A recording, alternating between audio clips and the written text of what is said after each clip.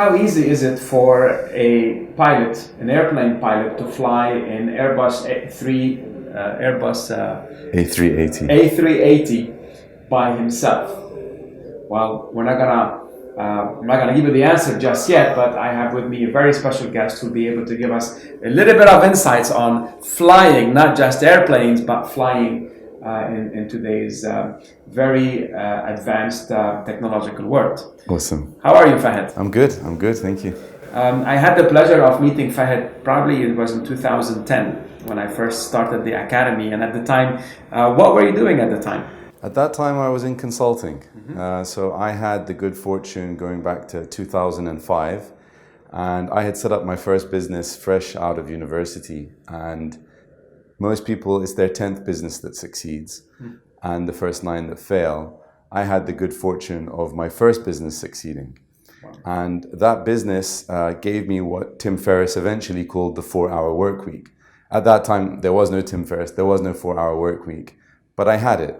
So what else would I do with my time? So I was doing my best to help people get what I had got. You know, I had done everything online, and I saw that other people were not using online at all.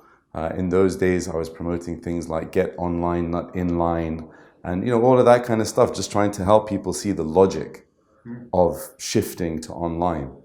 And so I got into consulting, started off with digital marketing consulting because of all the online, but steadily realized that people who own their own businesses didn't actually know what they were doing. I graduated with marketing, a degree in marketing. And marketing is all about putting your customers first and building your business around the needs of your customers. And they just weren't doing that. So it went from digital marketing to strategic marketing. And then I started to be invited into those companies as initially as non-executive director, then eventually as executive director, eventually becoming shareholders in some of these companies. And I got involved in every aspect of the company, including HR, hiring people, firing people, restructuring the company. So by 2010, I would have been involved in lots of aspects of business consulting. Well, the beauty of all that is, you know, sales and marketing kind of go hand in hand. And I remember when we met, you were very curious in terms of trying to understand the linguistics of what does it take for us to for an individual to connect with his audience and then be able to kind of have that effective, I'm going to call it consultative or helpful conversation, because at the end, to sell is to be of service, to be able to add value to someone, and you do that in an honest and ethical way by listening, understanding, and then, you know, learning the principles that we shared at the time. Yeah, absolutely. So Fahad, amazing background, and now tell me what happened just about a year or so ago. So of course, November, we all know Chat GPT, hit the world by storm, but the underlying technology of Chat GPT, which is called GPT, has actually been around for about 3 years. So in one of my companies, we started using GPT technology at the start of last year. So GPT, can you give me that acronym? What does that really stand for? Well, I know it's generative and transformer. It's got it's generative something transformer, but I never remember so it. It's utilizing artificial intelligence to kind of generate or to transform. Yeah, it's a type of AI, okay. Right? So AI is not one thing. AI has lots of different things. So for example, one type of AI is called computer vision, which is the ability to recognize objects. Mm-hmm. So this is why when we're on Google and we have that captcha, mm-hmm. what we're actually doing when we are specifying which has a traffic light, we're actually helping Google build its computer vision by doing that. So GPT is a language model. So it is very, very interesting. In the old school AI, the way it would work is that human beings would have to come along and say, here's a model question, here's a model answer. Here are some variations of the same question, and it will be the same answer. And this is why we've had such irritating experiences with bots in the past, mm-hmm. where we'll speak to a bot and we'll say something like, are you open tonight? And it will go, Our opening hours are Monday to Friday, 9 to 5, Saturdays, 9 to end, da, da, da, da, da, and it goes off on some long thing. Why? Because it's mapped that question with another 50 questions related to timing, and they're all giving the same answer. Right. What the language model does, it doesn't do anything like that. What it does is it takes a bunch of text, massive amounts of text, turns it into numbers, and then when you ask a question, it turns your question into numbers. It then goes into its database of numbers and starts piecing together the next most relevant, the next most likely word in the sentence. So if I were to say to you, the cat sat on the Couch. what? No, it's not on the What? stick or the Fail. It's a famous thing. The cat sat on the mat. Okay, you know, I'll give you a different one. That's cultural. It's a cultural thing. Right. And in fact, I had somebody sitting in one of my workshops and I did this and they said, no, this is a cultural thing. And they told me which one I should use, but I've forgotten it now. So I need to go back to my notes, okay? But another one is happy birthday to you. All right, so it's an auto-completion. Right. It's the most likely completion based on the vast majority of humanity, okay? So what it does, the way the system works, turns the words, the phrases, the sentence into vectors, these numbers, massively long numbers, and then it figures out the next word. How did you learn all this stuff, Fad? I mean, this is quite advanced. This is quite interesting. I know at one point in time you've also, I know you know how to run perfect CRM systems and automations, and you're a coder, aren't you? I am a coder. When I set up that first business, I had somebody who did all the coding side, and then he went on a 6-month sabbatical with no telephone number, and we started having problems at the time. It was just me and him, and he disappeared. And I had the first proper customer tried to send 1,000 SMSs. It was an SMS company. 1,000 SMSs, phoned me up and said, listen, we've just sent 1,000 SMSs. They're all coming to my telephone. Right? They're all coming to my telephone. And I said, oh my God. So I went in and I didn't know how to code. I went at the time and tried to find coders. They were all so expensive, and I was bootstrapping 23-year-old, trying to prove my father wrong, and without taking a penny from him, and so on. And I went online, and I found some 15-year-old kid in America helped me and solved the problem.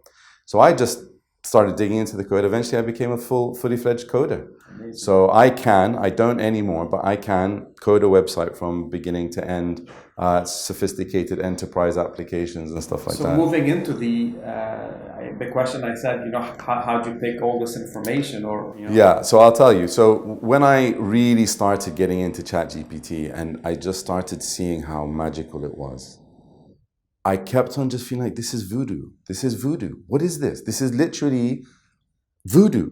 There's a devil inside this box. Who cares? He's doing his job well. Let's just keep going, And I needed to start understanding it because there are things that happen inside it, a bunch of peculiarities such as hallucinations and also its difficulties working with numbers and stuff like that. So then I really went in and tried to understand how it works in order to empower me as a user. And then, of course, because I have a background with kind of technical background as well, I could start making sense of it. Wonderful. So you kind of opened the box and started. Exactly. Kind of broke it, but not really, but just kind of got to understand the ins and outs. And I think it's important that everybody does actually get some idea about the ins and outs. They don't have to take it all the way, but they have to have some idea. And I guess we'll have a better opportunity to talk about this later on. Great. So now you've opened that box, and tell us a bit more. What happened? Okay. It's doing its job. Who's doing its job? Okay. Yeah. So and this is where you start. What type of a job? It can do. As a language model, it can do everything. Of course, it can't do everything. I've sat down. I've had people in my workshop who are, for example, they're traders, financial traders. Now, okay, it can't trade, but it can provide you the code needed to create trading simulations, for example. So you have to think of Chat GPT, first of all, as this massive collection of knowledge. Now, if you think about it, when we talk about knowledge, okay, you can say it knows, let's say, for example, about the Earth, it knows about space, it knows about geography, it knows about science, it knows about all of these things. Sales. It knows about sales, of course, absolutely knows about sales, right? But it has also been trained on communication. It's also been trained on interaction between humans. And it's best described as a reasoning machine. So what it can do is it can understand the context that you give it. It can understand the goals you're trying to achieve. It can understand the constraints that you're putting on it to achieve those goals. You can customize it with a whole lot of things, and it will understand all of it and actually push forward in helping you achieve those goals. Okay. Now, I know what you're talking about. Okay. Can you think of an example, something that's a little bit more tangible, maybe a recent scenario, recent situation where you've helped someone utilize that power to maybe solve a problem or a situation, or come up with some, let's say, value that would have taken them so much more time than a couple of key questions that you would know what to ask to get these answers? Wow. I mean, the thing is, Ramez, I've been living on Chat GPT now since November. What do you mean living on Chat GPT? So a person can be doing his own work on a day-to-day basis. So you have an executive, he does all of the work for himself, he writes emails for himself, he writes reports for himself, he does all of these things himself. And then one day the CEO says to him, listen, we want to hire an executive assistant for you. Mm-hmm. So now what happens is this person is no longer writing his own emails. He is now telling his EA, listen, I want you to send an email to such and such. In fact, I heard a story just yesterday of some chap call his EA from a ski lift saying, listen, I forgot that it's Valentine's Day. Please, can you write a poem for my wife? Okay. So he said, the EA said, I don't know how to write a poem. He said, look, there's a thing called Chat GPT. Ask it, it will do it for you. Okay. All right, you know my wife, you know who she is, you know the details about her. Use Chat GPT. So you've got this EA now, you've got the executive who now has the assistant. So if you now have an assistant as an executive, if you now have an assistant that is willing to help you write that report, write that email, make those phone calls, do all of those things, what I mean by, in this context, living on Chat GPT is actually I stopped doing all of those things and I start doing all of those things through Chat GPT with the help of Chat GPT. And it's not just writing letters, it goes far, far, far, far beyond that. Right, so now you're playing with my brain. Mm-hmm. I am. I think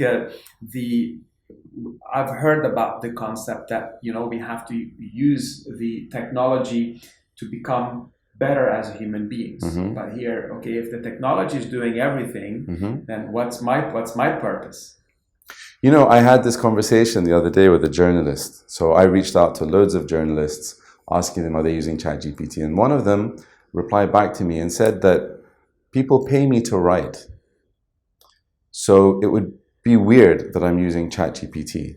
Now the question is, are they paying him to write, or are they paying him to think about what needs to be written and then write? So there's actually two parts to it, right? One is up here and the other is down here, okay? So if we go back to the days where people were writing with pens and now you've shifted over to keyboards, typewriters, forget about computers, they've shifted over to typewriters. Does it mean that they're no longer doing the work, or does it just mean that the work has changed? The way they're writing has changed. Exactly, but they're still writing. Correct. Okay. So now we've gone to a situation now where we've upgraded from typewriters to computers with word processors and collaborative elements like Google Docs or Microsoft Office 365. Now they've shifted from typewriters to word processors to collaborative word processors. Are they still writing? Yes. They're still writing. Mm-hmm. So even though now the technology is upgrading and so on, okay? Now, I don't know about you, but in the tech that I'm using, even if it's Gmail, it now has these autocompletes. Yes, I get that. Okay, so if you click on tab and allow it to autocomplete, are you still writing? Okay, so now just keep on upgrading this, upgrading this, upgrading this. Now, what you would have experienced as a user of Chat GPT, and what most people watching or listening to the podcast will have experienced, is they've gone into Chat GPT and they've asked it to do something.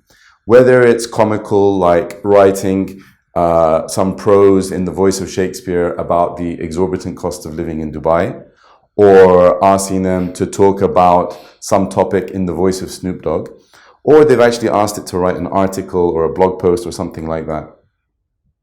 If they've gone down the serious route, like they actually want it to do something for them, they would have found it only got them about 5% of the way there. And they still had to go in, manually bring it up to the 100% that befits their own standards. Okay? Now, what they put into it, call it an input, call it prompt, what they put into it affects what they get out of it. So the better a ChatGPT user gets at putting into it, the less they will need to do human intervention later on. Right. Okay? So I get mine now up to about 90%, 95%. Right? And it's an iterative process because I've learned. It's like, for example, I've worked in the past with freelance writers. I used to work with I don't work with them anymore. I used to work with countless freelance writers. And the way it would work is I'd give them the brief, they would go off, they would write, they would come back. I would tell them, okay, that part's good, that part's bad, you need to redo that part. They would go, they would come back. And I found that that entire process can be done now in 10, 15 minutes. So You're telling. I'm telling it, I am seeing it in front of my eyes. And I know this is kind of, if you haven't seen Chat GPT, you can Google that. Okay? Yep. But the level of interaction is quite phenomenal. It is phenomenal. Yeah. And if we go back to the analogy of writing, so how many words per minute can somebody who's handwriting achieve? Okay. Now take him to the typewriter and they've learned how to typewrite, touch typing. Right. Now you're getting up to, say, for example, if you're really good, like 100 words per minute. Okay. Get to autocomplete with ChatGPT, you're easily talking about 500 words a minute, 1,000 words a minute. Yeah. Do you know what I mean? It's very high speed and very tons of things that you're sharing here. Yeah. Now, to answer your question about like interesting use cases, so I had an interest on the topic of writing, and I hope that the person involved doesn't actually listen to your podcast or watch you'll find out now. Okay. I'll tell you. All right. So my family in the UK, they're in the UK, just had a massive water leakage in the house. They had a pipe that burst. Now we have multiple rooms that have become uninhabitable. And the landlord, who's a very unethical landlord, I have had very bad experiences with him in the past, is saying, no, if there's nothing wrong, you can still stay there whilst I fix it. It's going to take 6 weeks to fix it. And he wants a family of 6 to live in 1 bedroom and 1 living room. Okay. So what I did, my brother's a lawyer. In the past, when I had issues, I would work with my brother, and we would bring out these, highly legal letters, the kind of letters needed to motivate somebody like him to actually fulfill his responsibilities. Right? But having actually gone through that experience in the past, which was very emotionally draining, very time consuming, very painful to experience, this time round, you can see where I'm going with this, right? Okay. This time round, I trained ChatGPT to focus on UK law and to act as my barrister. And so I was writing letters to the landlord, official barrister-like letters being churned out. Once I had done that initial training, which took about 5 minutes, doing these mind-blowing letters, which if you were to look at it, you would think it was really written by a barrister, okay? And I got to a point where the landlord, and if you ever do watch this, right? Where the landlord sent some email which was just full of accusing me of this and accusing me of that and just making all sorts of rubbish up. So I just took that email back to my ChatGPT barrister And I said, look, this is his reply. Please reply back to it in a way that befits a barrister. I didn't even explain what I wanted it to reply. I didn't say a single thing. And I'll show it to you after we finish the podcast. Sure. I'll show it to you for your own personal entertainment. I just said, this is what the landlord said. Just, can you give a reply that befits a barrister? Boom, 10 seconds. 10 seconds, I've just pushed out this letter, sent it back to the guy. Now, are you doing this like you get the email and then like a minute later you end up sending it? Well, it's up to you how you want to stage it. Right. Like if you want to make it really look like it was, but there was an urgent situation. Right. So for me, I took 20, 30 minutes. Yeah, okay. And he knows that my brother is a lawyer because we had a legal run in the past. He took me to court and he lost completely and had to pay a massive out of court settlement and so on. Yeah. So he now knows that not to mess, and he can see that this is really happening. Got it. Now that's a really nice story, and I want to dig there a little bit. Sure. More. You've shared some awesome examples and awesome stories here, live scenarios that I mean I can see, and I know you. I know how this tool has actually is freeing you up to do so much in so little time. Yeah. Now, as Ramez, my level of proficiency is nowhere near where your level of proficiency in knowing how to extract the best out of this tool. What can you tell me a bit about how can somebody learn, and how can somebody, let's say, leverage productivity 10x, or get this advice, or get this executive assistance that is able to really remove a lot of the burden from their shoulders? So you just used the word assistance, right? Mm-hmm. And at the start of the podcast, you mentioned the analogy of the pilot in the A380. That's right. So that's a very important analogy, and there's a whole story that goes behind it, because I actually developed that analogy, ironically, with Chat GPT. Mm-hmm. What I did was I asked Chat GPT, I said, can you please describe for me what it would be like to pilot an A380 by yourself? So you've got a pilot, he's a trained pilot, but what it would be like for him alone in the cockpit trying to fly an A380. And it came back with the text and it said, look, it would be very difficult. It would be very stressful. You'd be having to do so many things at the same time. And, it's just not meant for that. You really should have a co-pilot. Okay. Then what I did was I said, okay, I want you to take the text that you've just written. I want you to rewrite it, this time replacing any references to the phrase flying an A380 with living modern life. So it took the same text, and I wish I had my phone to be able to read it out to you.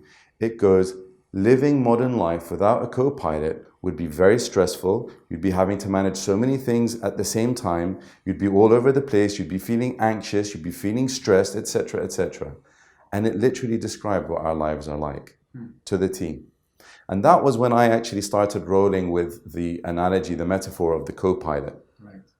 And this was actually well before Microsoft announced their concept of co-pilot. So all the people who I had taught before, all of my previous students, they were like, oh my God, Microsoft is copying you. I was like, okay, I can't say they're copying me. So when was that? When was this conversation? So these were going back to early February. So I had been learning this year. I had been learning Chat GPT since November onwards, and I was with my father at the time. And every time I would discover something new, and I would show my dad, I would be like, Dad, look at this. Dad, look at this. Dad, look at this. And at the beginning, he was skeptical. He's like, it's just, it's technology, it's okay. But eventually, and he's 70-something years old, 73 years old. He's a very intelligent man. He has 2 PhDs. He's very experienced, mashallah, very experienced person. Eventually, he got to a point where his mind started to blow. And he kept telling me, Fahad, you have to teach this. Fahad, you have to teach this. And I was like, Baba, I don't want to teach this. This is like a secret weapon. Why am I going to go to the rest of the world and show them what I know? I have like an edge over everybody. Yeah. And he was like, La, ya Baba, you have to teach people. And I've got 3 siblings. He's worrying about my siblings. worrying about my children, worrying about their children, worrying about everybody. And I'll be frank with you, Ramez. There were times where the anxiety of where this is taking a large number of the population was very overwhelming for me, right? So when I came back to Dubai in early February, I just started, in fact, you were one of them. I actually just started messaging lots of people saying, guys, I am bursting with knowledge about Chat GPT. I need people to teach it to. I'm not charging anything. Just give me audiences that I can put in front of me. And what has happened since then is that the demand and the response that I've received from all of these audiences and the demand has pushed me to go deeper and deeper and deeper. So my tech company in Sri Lanka, I told my partner there, listen, you're by yourself now for the next few months. You know what needs to be done. I'm going all in on teaching ChatGPT to people. And don't worry, this will bring people to the business. When people understand what we're doing in UnoBox, they will go there. Don't worry about it. Let me focus on this. And by virtue of that, I developed a framework. And now on the back of that framework, I've developed a curriculum. So it's actually, at the moment, it goes up to about 13 levels. But the most people only need to access the first 9 levels. So it's a 9-level framework, a 9-level curriculum built around a framework that encapsulates different aspects that people need to be trained on. So if we go back... Trained on for getting better output, or better, let's say, knowing how to put better input to get better output from this tool. Yes, but let me continue with the pilot analogy. Okay, right? Go ahead. Okay. Yeah. So now we're being told that we can bring a co-pilot into our lives. So that means pilot training. Right. Right? So if you think about it, if you now want to bring this co-pilot into your life, the co-pilot is not a mind reader. The co-pilot is not Aladdin's genie, despite it having genie-like powers.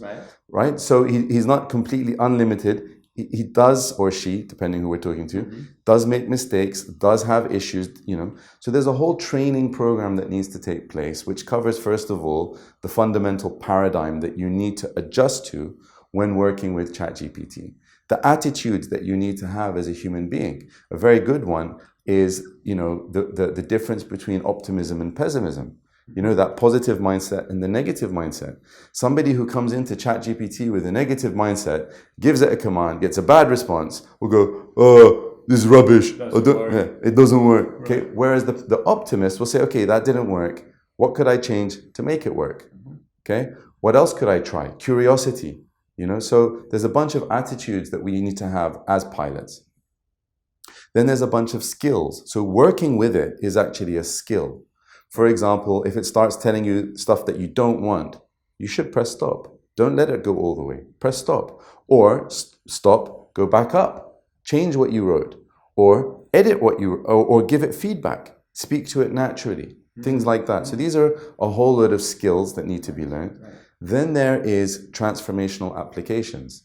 So if you go online, TikTok, Instagram, you'll see countless things every single day now, which is like, I told ChatGPT to do this. Look what it did. Okay, so all of these are applications. So you can use ChatGPT, for example, to, let's say, create a blog post. You can use ChatGPT to prepare the next 10 tweets. You can use ChatGPT to write your resignation letter and so on. All of these are applications. Now, if you go online, you will find countless. Now, you and I know the Pareto principle, the 20-80 rule. So the real thing that you need to be trained on is the 20% of applications, which I call the transformational applications, which now open the door of everything else to you without you needing to be inundated and overwhelmed by all of this other 80% applications that are flying around the web. You see things online like the 100 different prompts that you can give ChatGPT that Correct. Create this, or the 5 must. And it gets to be a little bit overwhelming. So at one point in time, shut it off, forget about this, and let me go on doing my own thing. Correct. And people think that they're being helpful by sharing these prompts, but in actual fact, those prompts are useful for people who don't actually know the field that they're in. Right. Okay, they're also useful for people actually who are experts in Chat GPT like myself, because it'd be like, oh, I didn't think about using that word. Right. So the other day I was playing, for example, with business ideas. I just wanted to see how good it would be at making business ideas. And I saw somebody online using the word outrageous. So I thought, you know what, let me try that. So I came back and we had a whole conversation about outrageous business ideas. And then I took it into my own methodology and it came up with cool ideas like telemedicine for pets, smart trash cans that will actually squeeze everything outside the house and notify the rubbish company to come and collect the rubbish, like a whole lot of outrageous ideas. But wow, I can see all of those becoming a reality one day. right. So people don't realize this, but all of those prompts online are not actually helping. They're actually causing overwhelm in people and causing people to back off. Right. And this is the whole point. I actually call it one of them, and then of course the Savior is here to kind of guide them. Right? So I call that DIY haphazard learning. Do it yourself. Do it yourself, haphazard learning, right? So you could learn anything haphazardly. You could now learn, I could go online now and try to become a salesman extraordinaire. But I will not become a salesman extraordinaire. I might think I have, but I'll just become a salesman disaster. Right? And you can take any field like that. I've even seen now, for example, there's something coming up in my feed all the time of a Chat GPT course. And I've gone to look at it, and all it's doing is teaching you all of these prompts. I'm like, what's the point? All it's done is taken all of that overwhelm and put it in one place to overwhelm me even more. So you spoke a bit about the mindset. You spoke a little bit about the skills. I don't know if I capturing a certain framework in here. Can you tell me? So faster, think faster, right? Because the program is called the Chat GPT Accelerator, right? So the goal of the accelerator is to take where I've reached and condense it in the shortest time possible so that other people can now get up to speed. Okay? Now, when we say learning curve, I told somebody the other day, I will 120x your learning curve. Okay, and I have that in my speaker's kit. 120x your learning curve. So somebody with a very keen eye went there, said 120x, and the course is 2 days. So went and said 240 days. 240 days divided by 30 days equals 8 months. So this person actually reached out to me and said, you might want to change that. And I said, why? They said, because ChatGPT has only been out since November. December, January, February, March, April, 5 months. So how are you going to fast track somebody's learning curve, an 8-month learning curve, when it's only been out for 5 months? My answer was, would you like to know my answer? Yeah, I kind of know the answer. My answer was, I'm not talking about my learning curve. I'm talking about your learning curve. Why? Because I bring my experience as an entrepreneur, I bring my experience as a consultant, I bring my experience as a software developer, I bring my experience as a knowledge engineer, I bring my experience as a general type of low-level polymath where I have access to all sorts of knowledge and expertise that I have built throughout my life by virtue of having the 4-hour work week. I've had a freedom that most people have not actually had in life, which has allowed me to go and take course after course after course and study and be exposed and travel on all of these different things, working with freelancers, working with employees, working with all of these different types of people. And because all of my experience in ChatGPT is fresh, I still remember very much what it feels like to be all the people that I'm training. Right? So we're not talking about 120x my learning curve. I'm talking about John Doe from the street, Joe Blogs from the street. For that person to catch up with me, to be frank, I don't even think 8 months. And I'm sorry if it sounds arrogant, but it's just by virtue of my background and my skills, you know? Sure. So that's the reality, is that I get to bring it down into just 2 days. Now, of course, after that 2 days, you actually have to do it because it's a language. It's a literacy. Use it or lose it. Use it or, thank you very much. I'm going to remember that one. That's a good one. Thank you, Ramez, right? Either use it or lose it. So when people attend my workshop, they bring their laptops, they open up, I explain everything to them, then they get to work implementing what I've shown them. and they now get to experience it themselves. They experience the magic themselves. By the way, I just realized in this entire time, we still haven't talked about the magic. Yes. It's All right, so don't forget. Yeah. So when they experience the magic themselves, that's it. They're sold. They start to understand what Fahad is telling us is not what all of these TikTokers and social media people are telling us. He's telling us something completely different at a much higher level, that if you can get this, you get all of that. So Fahad, tell me about this magic. The magic.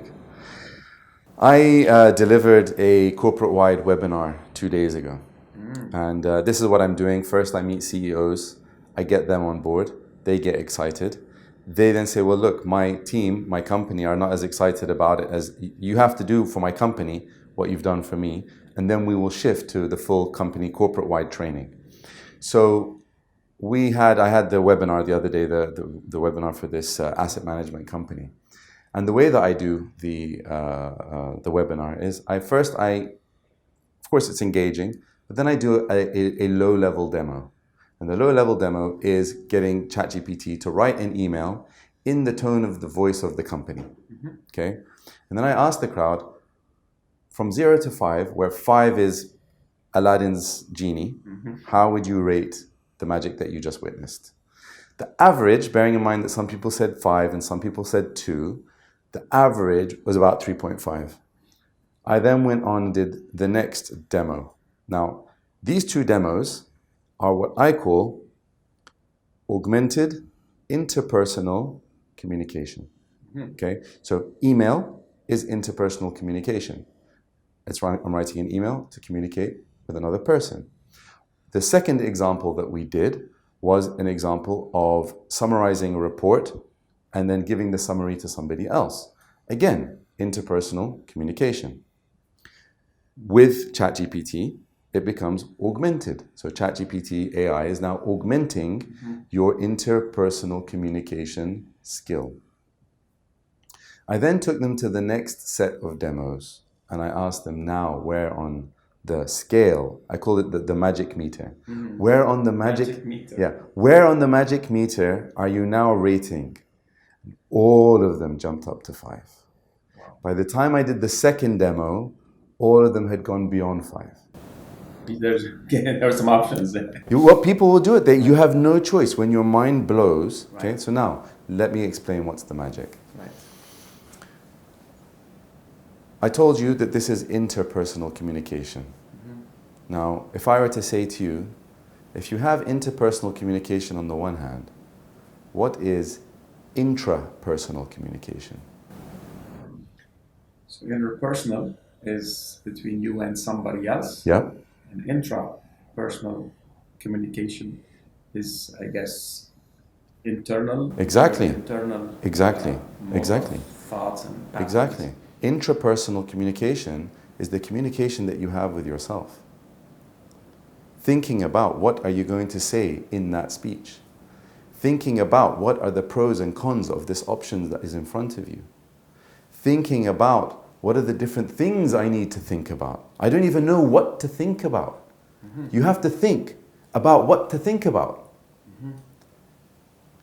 Chat GPT can help you with all of those things. Now, if you think about your interpersonal communication, okay, there are sometimes you'll see images. There are sometimes you'll have thoughts. But at the end of it all, you have to articulate them into words. Whatever it is, you have a book in your head, it's an idea. Oh, I'm going to write a book about this topic, and it will have this, and it will have that. You've basically got a bunch of words. Oh, I want to set up a new business. I'm going to set up, just for fun's sake, a hair salon. Hair salon is words. When you start to imagine what it will look like, yeah, I'll have 10 chairs. These are words. So all of your thoughts, all of your ideas are words. And even if they're not words because they are images or whatever, you have to translate them into words in order to work with them. So if we go back to the co-pilot analogy, and you just look at interpersonal communication, you think about it as an assistant. So I'm the pilot here, and I have the co-pilot next to me. With intrapersonal communication, you are bringing the co-pilot into the cockpit. And you now have him up there with you, sitting side by side with you. Fair enough, it's happening through the keyboard for now. It's happening through the keyboard, but in actual fact, you are bringing Chat GPT into your head. So you can sit there and say, okay, I'm about to sit on a podcast. What are the different things I need to think about? And it will say, oh, when you're sitting on a podcast, you need to think about which direction are you looking. You're looking at the speaker, you're looking at the camera. Be careful not to swivel your chair. Make sure that you're talking in a certain voice. These are all things that historically, intrapersonally, I would have had to have done massive amounts of research. I would have had to speak to an expert. I would have had to call you as the podcast host in advance. And all of that now has been condensed into 5 minutes. So I've brought the pilot into my head. So these guys in this asset management company, they all went 5, 5, 5, 5, 5, 5, 5, 5, 5, 5, 5. And the only one that held back was the compliance manager, which is a skeptic person. Right, to begin with. To begin with. She started with 3, and we got her up to 4. Awesome. So I told the CEO, I said, don't worry, give her a few more hours with me and we'll get her up to 10. Awesome. Well, so let's touch on Chat GPT and sales. Any input for us there? Absolutely. Absolutely. Absolutely. So if you think about sales is a long process. It starts with, for example, deciding who are you going to sell to. So ChatGPT can actually help you figure that out. So if you put forward your product and have a chat with ChatGPT about it and say, look, this is my product, who are going to be the likely buyers of it? This is the unique selling points. Who are the people, who is the most likely buyer? Right. Okay, what are their characteristics? Now, one of the things that helps people a lot in marketing and sales, but it's so difficult to do because it's so creative, is creating what they call the avatar of the ideal customer, where you actually describe the customer so that when you are putting together your sales pitch or whatever, you actually have this person in front of you. Otherwise, you end up in circumstances where you're like, and if you're like this, then that, and if you're like that, then this, and you're making, if you are like that, then this becomes irrelevant, and if you are like this, then that becomes irrelevant, and so on. So now you can start to do that. Now you can start to ask, okay, well, what problems does it solve for them? You can now take that to the next level. So there's a writing framework called problem agitation solution, where you take a problem, and then you define the problem, and then you bring up some language that agitates the problem. So I'll say something like, and I was just doing this yesterday on HR framework that I'm working on. Yeah. So, and I didn't know this until I worked with Chat GPT. So I'm selling a program, a Chat GPT program to HR. Right. And what I was focusing on was using Chat GPT to articulate the roles and responsibilities of a specific position in the company. And it never crossed my mind about this. But the HR manager is limited by the people in that role and surrounding that role. She actually has to have appointments to go and see all of them and say, please, can you define the responsibilities of this person and the tasks that they need to play?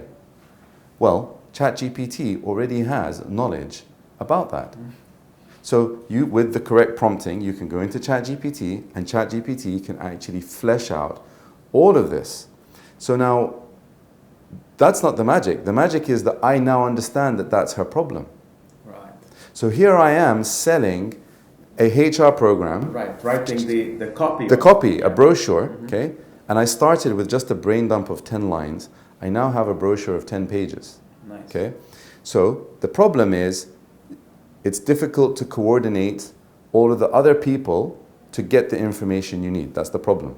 The agitation becomes something like, and you feel frustrated because your schedule gets messed up. You have a deadline to have it submitted by Monday, but these people are not willing to give you their time until Wednesday or Friday. It now sets everything off, and so now you have the agitation, right? So you can keep on going with every single step in the process. You now have a situation, let's say, for example, if it's done through online, through inside sales, and you're out, and now the person comes back with an objection. Go back to the example I gave you of my landlord. Right, so you can come back and say, we've got this person who's come up with this objection, what are potential responses? Right. And it's been trained, it knows what your product is, it knows what your USPs are, it knows who you're talking to, and now it can even suggest the counter objections. This is the co-piloting, and a lot of time for, especially when training and developing new salespeople, maybe new to the industry, new to a certain job or certain task. They might know the product, but they don't have a really full understanding the way the product impacts their users, the people they're selling to, and what you're just describing here is essential in order for them to maybe read about the problem, but more importantly now, when they are interacting with clients, to possibly utilize these let's say this knowledge as insights into what they know about the industry. And this is kind of like the challenger concept, where you're going in to a conversation and what are the top 3, 4, 5 things that actually should keep your customers awake at night, as opposed to you going and bombarding them with questions. Now, questioning is still important. Nonetheless, it shifts where now you're bringing these insights, and to a lot of the customers, they don't even know what the problem is. To the extent of which the problems they have sometimes can be impacting them there. And the great thing about Chat GPT, I told you, it's a reasoning engine, right? So I can now say to you, okay, help me brainstorm the questions. And bearing in mind that I'll ask you, this is my customer, what are its pain points? What are its most painful pain points? Right. Okay? And then I can say, okay, what is the most pertinent questions and why? Mm-hmm. So the people think that by using AI, you lose critical thinking. No, actually, but you're guiding. Exactly, and it can actually help you with the critical thinking. So just yesterday, I was with my mastermind group, and I was helping one of them put together what I've now learned is called an ESOP. I've never heard the term before, and now I know what it is. It's when you want to create a share ownership program for employees. Okay. Never heard of it before. Okay. And in that 1-hour session last night, we got lots of questions answered. Tell me a bit about the upcoming event that you have ahead, or the upcoming events. Events plural. So I am building out an entire training organization now, because we have a situation now where if you don't learn to be the pilot, right, not only will you not be the pilot, you will not be the co-pilot, you will become the passenger. Right. Okay, all of these people that are selling, for example, prompts and selling all of these things, they're the pilots, and you're the passenger, buying into their low quality, whatever it is that they're doing. Right. So I am having these programs both on a public basis as well as a corporate basis, so in-house training, as well as online versus offline. So if you go to www.thechatgptaccelerator.com, you can learn everything all about the program, the framework, the importance. And the great thing about this page on the topic of sales is I haven't actually deployed any sales concepts on it. I've just presented all the information because the product market fit is so perfect. Humanity needs this. They need it. I don't need to convince them about it. They need it. Absolutely. And at the moment, what they have available out there in the world is just going to mislead them. So, it's a great place to be in, and I'm just very grateful to be there. Just to kind of finish off the concept of, there are 3 constants in life. Number 1 is change. It's constant. Second constant is competition. Is constant. There's always going to be more people vying for the share of whatever you're doing. And of course, because of change is constant, increased competition, well, there will be also more opportunities out there. And now the question is, do you give yourself the tools, the knowledge, the ability to pilot with a co-pilot so that you can go quicker and faster and take advantage of whatever opportunities are out there. And better. And better. It's not just about faster. Right. It's also about better. Amazing. And easier and more peaceful, and there are so many benefits. So our motto is, sell more, sell faster, and profitably. So sell more, sell faster, sell better, sell easier, sell all these things. Exactly. Amazing. Exactly. Yeah. Wonderful. Exactly. So thanks a lot for coming here today with me and sharing your story and helping our sales community to sell more, sell faster, and profitably, and easier and faster, and all the different things that come with it. Bye-bye, everyone.